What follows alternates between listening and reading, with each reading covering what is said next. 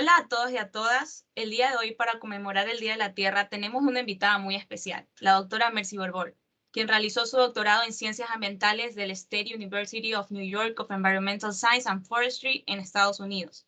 En la actualidad se desempeña como docente investigadora de la Escuela Superior Politécnica del Litoral, llegando a ser una de las científicas más reconocidas de la institución y en el país.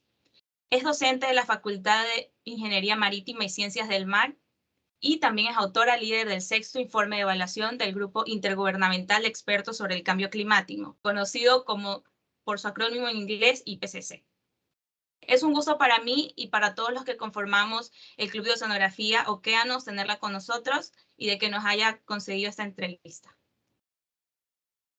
Muy bien. Muchas gracias Andrea. También para mí es un placer poder estar aquí con Océanos, que me parece que ustedes están haciendo un trabajo espectacular en difusión y pues aquí estamos justamente para dialogar cosas importantes con jóvenes que tienen mucha preocupación por el presente y el futuro.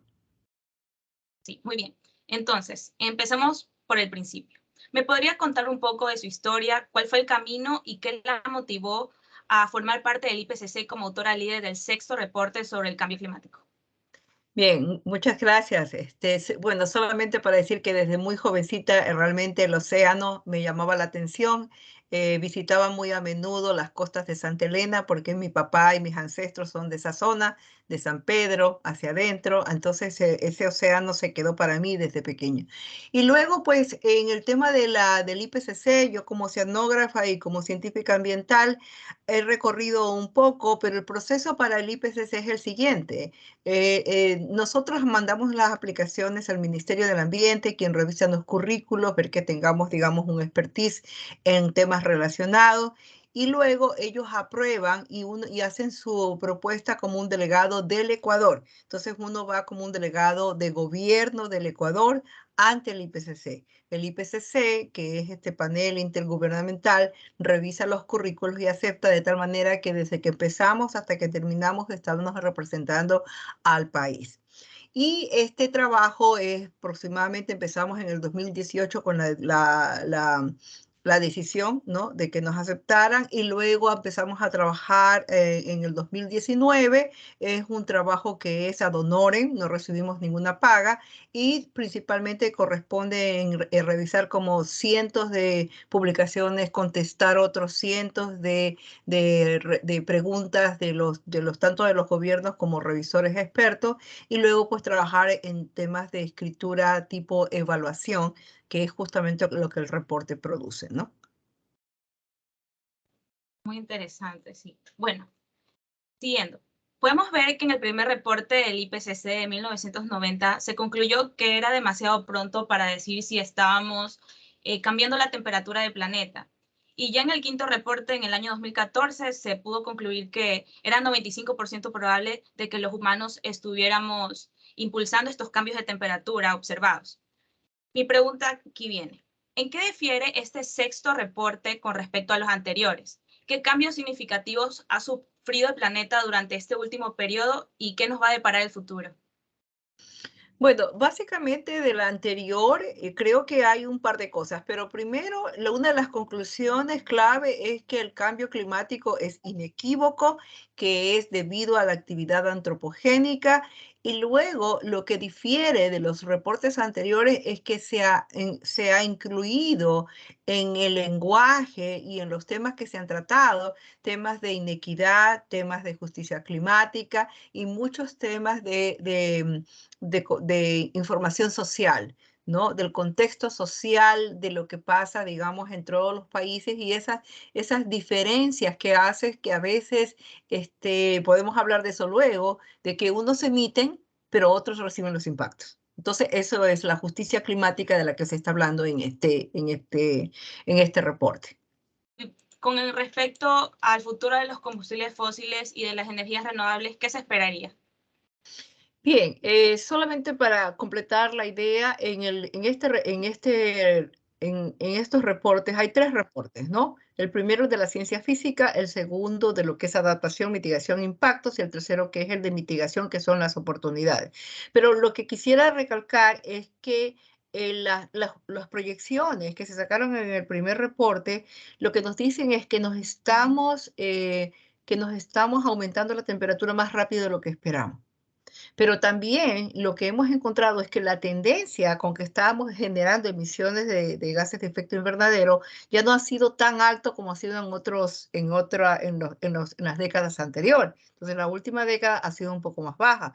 Pero también la conclusión es de que no es suficiente con las políticas que en este momento estamos implementando. Y por lo tanto, el mensaje claro y urgente es que la acción para reducir las emisiones es ahora, no hay más tiempo, es ahora. Ahora, justamente con eso, con el reporte de lo que es los combustibles fósiles, ¿qué es lo que tendría? La decisión es básicamente tenemos que eliminar el consumo de combustibles fósiles. Tenemos que ir migrando porque obviamente hay economías que dependen específicamente del combustible fósil, del petróleo. Ecuador es un país que depende del petróleo, pero tenemos que ir migrando primero por varias razones, porque el petróleo es un recurso que es no renovable, y eso es claro. Y luego, porque ya está probado que las nuevas alternativas que tenemos de energía son cada vez más asequibles, tienen un costo-beneficio que ya ahora sí se puede implementar, y que nosotros en nuestra región tenemos otras fuentes de energía bastante probables de utilizar y con mucho beneficio, costo-beneficio para la utilización. Eso tenemos por la energía de fotovoltaica. Usamos muchísimo ya la hidroeléctrica, entonces está bien, hay que tratar de ver cómo podemos ser más eficientes, y tenemos otras oportunidades en los temas de eficiencia energética. Pero el mensaje en combustibles fósiles es dejarlo e ir movilizando las tecnologías y la implementación hacia las alternativas. Y ahorita ya poder ya desarrollarlas más completamente, porque en realidad en el extranjero sí se está implementando más estos tipos de energía. Aquí recién estamos en los primeros pasos. Ok. Y en términos de vulnerabilidad, ¿qué esperaría el país y la región en los siguientes años? Regreso al tema inicial de la justicia climática. Efectivamente, los países del norte, ¿no? Del norte global, como se conoce, nosotros somos el sur global, son los que más producen emisiones, y eso los números no mienten. Ahí estamos, que casi el 20 o 29% está en Norteamérica, mientras que de la región de América Latina estamos alrededor del 11%. Sin embargo, los impactos de la frecuencia de los eventos climáticos extremos, inundaciones, sequía, tornados, están mucho más en nuestra región. Y eso no solamente por el efecto climático per se, sino porque hay una injusticia social, hay unas inequidades dentro del sistema que hace que seamos más vulnerables. Entonces, esa vulnerabilidad tiene que ser reducida en nuestros países, y para eso hay varios caminos. La reducción tiene que ver también de esta inequidad climática, por lo tanto, las fuentes de financiamiento que tienen que generarse desde el primer mundo, y transferencia de tecnología y fortalecimiento de capacidades para que en el sur global podamos cada vez mejorar. Pero por otro lado, es responsabilidad de nuestros gobernantes y de todos los que hacemos, los países, ¿no? Gobernantes, los gobiernos locales, de implementar acciones, de implementar políticas que ayuden a la reducción, por un lado, de las emisiones, pero por otro lado, a procesos de adaptación y de resiliencia. Y algo que es interesante en este último reporte, especialmente en el de mitigación, es que se ha trabajado mucho en el tema de los cobeneficios. Y los cobeneficios es simplemente identificar que, por ejemplo, si nosotros hacemos un cambio de energía en el transporte eléctrica, vamos a lograr unos efectos positivos en la reducción de emisiones, mitigación, pero por otro lado, mejorar la calidad del aire y por lo tanto incidir en la salud pública de una ciudad. Entonces, ahí está, busquemos esas oportunidades que nos implica pensar también de una forma más sistémica, no en compartimientos, sino en una visión mucho más integrada. Ok, sí. Entonces, esto es el papel que debería tomar los gobiernos del país. Y como estudiantes, profesionales y ciudadanos, ¿cómo nosotros podríamos abordar estos problemas previamente mencionados de manera efectiva? Ya, Importantísima la pregunta porque ustedes son los que están en este momento en la palestra para poder empezar a hacer esta dinámica de cambio. Son agentes de cambio, definitivamente. Entonces, ¿qué es lo que hay que hacer? Hay que educar en estos temas. Hay que entender qué es lo que el cambio climático, que no es solamente que está en otro lado y no solamente pretender que recibimos los impactos. Hay que buscar acciones para que podamos reducir esas emisiones porque todo cuenta y el tiempo corre.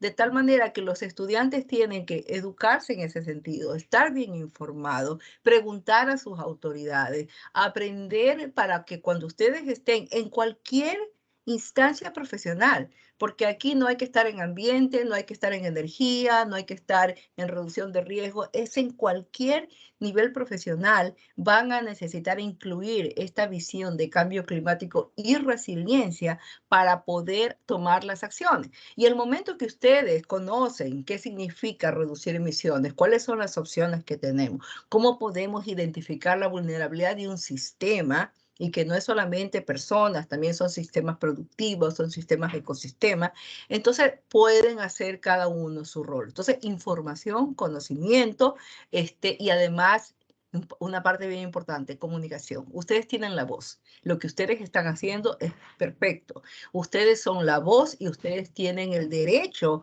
de pedirles a sus autoridades que hagan lo que tienen que hacer para mantener el bienestar de toda esta nación.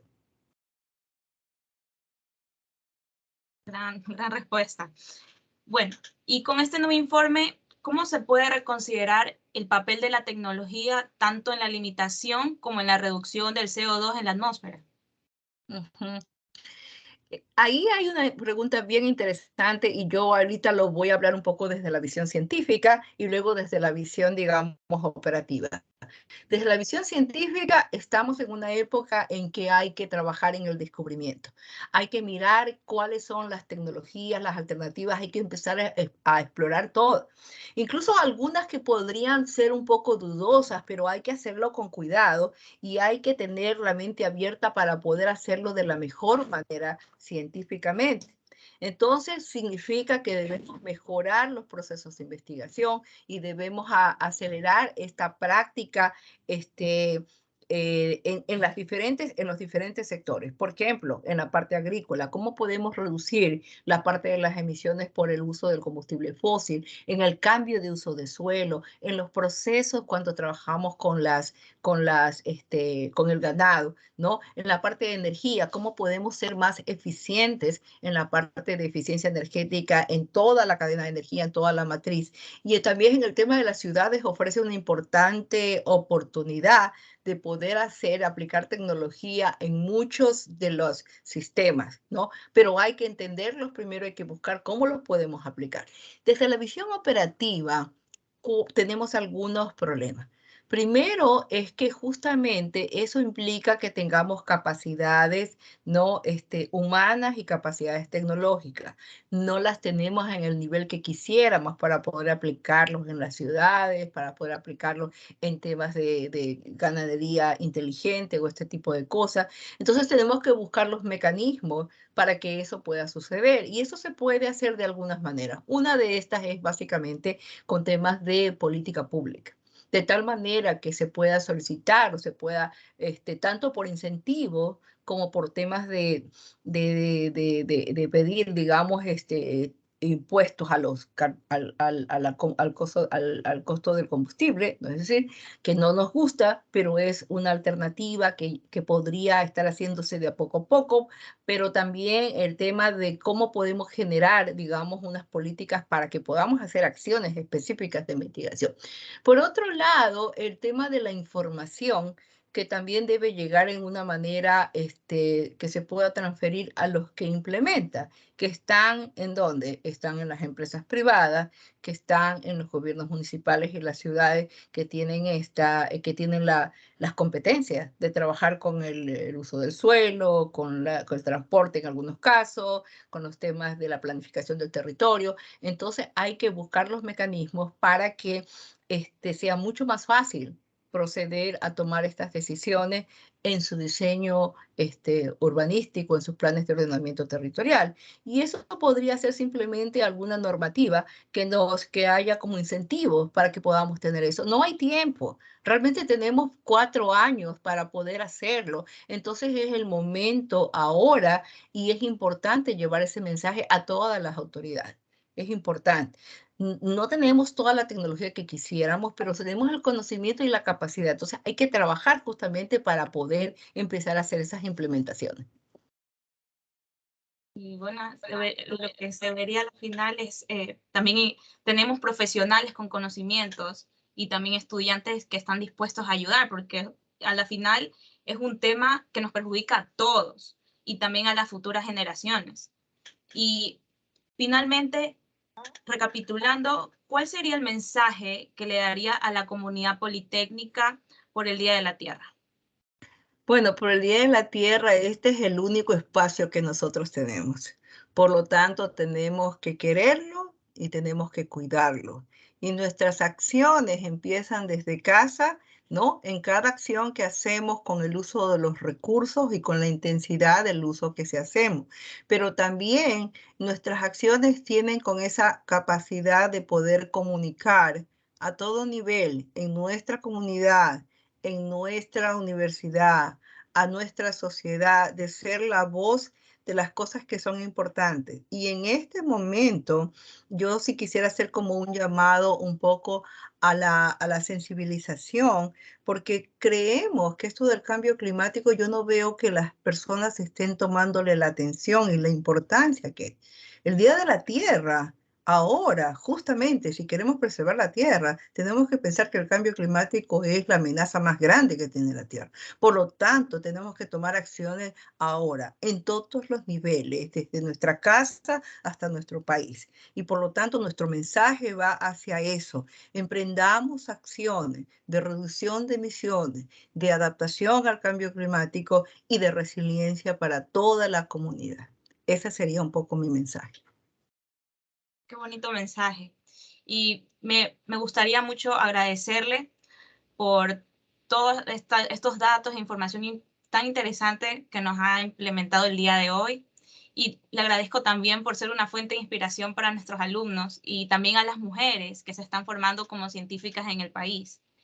El Club Okeanos y personalmente le deseamos muchos éxitos en sus futuros proyectos que emprenda.